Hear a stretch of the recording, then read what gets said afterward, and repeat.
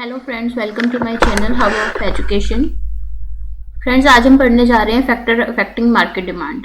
Last video आपने देखी होगी, उसमें हमने पढ़ा था फैक्टर्स अफेक्टिंग इंडिविजुअल डिमांड। तो फ्रेंड्स, अगर आपको एग्जाम में फैक्टर अफेक्टिंग मार्केट डिमांड आ जाए तो उसमें आप इंडिविजुअल डिमांड के सारे फैक्टर्स लिख सकते हैं। प्लस जो आज हम पढ़ने जा रहे हैं 4 फैक्टर्स, वो आपके एडिशनल हैं, वो भी आप इसमें लिख सकते हैं। तो let's start with size and composition of population.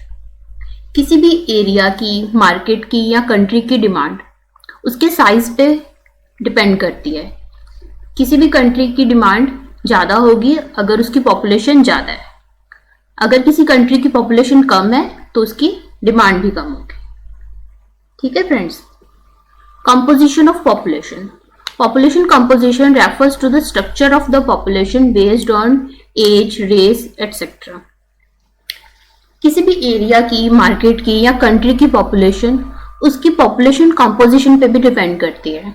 तो फिर कंपोजिशन क्या होती है कि किसी भी एरिया में कौन सी एज के लोग ज़्यादा रहते हैं, कौन से धर्म के लोग ज़्यादा रहते हैं, कौन से जेंडर के लोग रहते हैं। तो ये भी चीज़ें पॉपुलेशन की डिमांड को इफेक्ट करती हैं। जैसे एग्जाम्पल है हमारे पास, a population with more youngsters will have higher demand for commodities like T shirts, jeans, bikes. तो फ्रेंड्स, जिस एरिया में या मार्केट में ज़्यादा यंगस्टर्स रहते हैं वहाँ पे किस चीज़ की ज़्यादा डिमांड होगी? टी शर्ट्स की, जीन्स की, बाइक की, ये सब चीज़ों की ज़्यादा डिमांड होगी। तो हम कह सकते हैं कि कॉम्पोजिशन ऑफ पॉपुलेशन भी डिमांड को अफेक्ट करते हैं। फ्रेंड्स, नेक्स्ट है हमारे पास income distribution. Income distribution demand पे कैसे इफेक्ट करता है?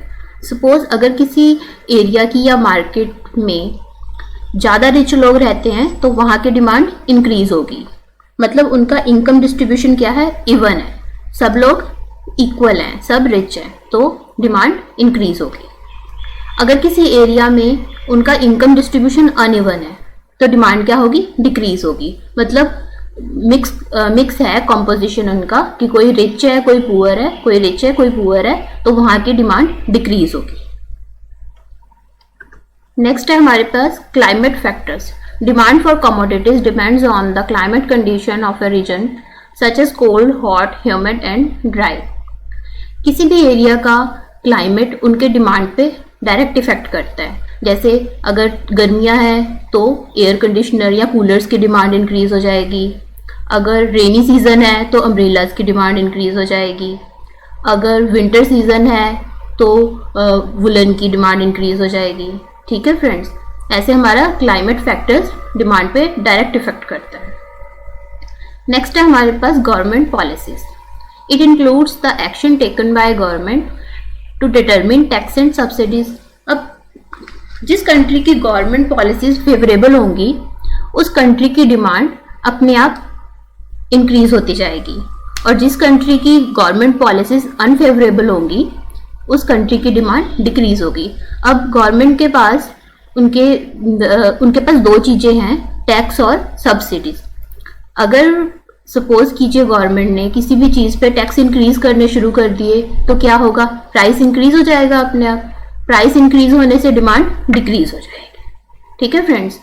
ऐसे ही सब्सिडीज क्या है? सब्सिडीज क्या होती है? छूट। अगर किसी कमोडिटी पे, अगर किसी भी प्रोडक्ट पे गवर्नमेंट सब्सिडी कर देती है उस पे, ठीक है, तो उसका रेट क्या होगा?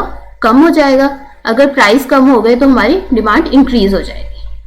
ठीक है फ्रेंड्स, ऐसे गवर्नमेंट पॉलिसीज डिमांड पर डायरेक्ट इफेक्ट करती है।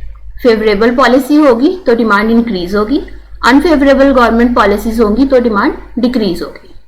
ये था फ्रेंड्स हमारा आज का topic, factors affecting market demand. आपको कैसा लगा हमारा आज का टॉपिक? प्लीज कमेंट सेक्शन में कमेंट करके बताइए।